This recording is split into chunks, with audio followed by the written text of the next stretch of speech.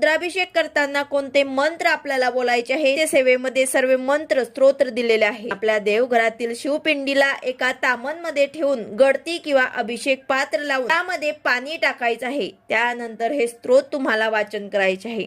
त्यामध्ये स्वामी स्तवन, एक माळ स्वामी समर्थ या मंत्राची झाल्यानंतर एक वेळा शिव महिमा स्तोत्र वाचायचे आहे।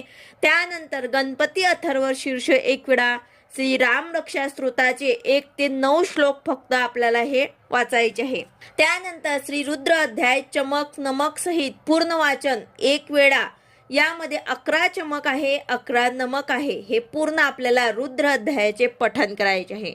त्यानंतर शिव कवच 1 वेळा, शिव गायत्री मंत्र 11 वेळा, महामृत्युंजय मंत्र 11 वेळा, अमृत संजीवनी मंत्र 11 वेळा, संजीवनी मंत्र 11 वेळा किंवा 1 वेळा, काल भैरव स्तोत्र 1 वेळा, शिव अष्टोत्तर नामावली